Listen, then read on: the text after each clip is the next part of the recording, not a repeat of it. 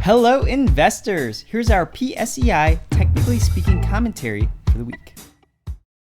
Instead of rallying upwards as anticipated in our previous Technically Speaking commentary, the PSEi continued to trade within a very narrow range last week.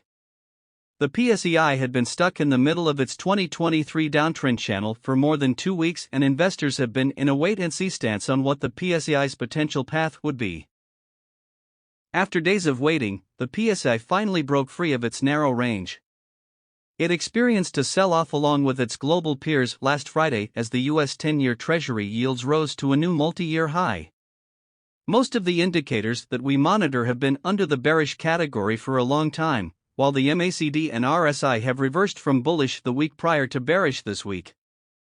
Given these conditions, we may see the PSEi trade lower this week, closer to its support area at the 6,000 level. Like these ideas? Take action and log into your BDO Securities account today. If you're a newer investor or trader, be sure to also check out our educational content on our website and our social media channels.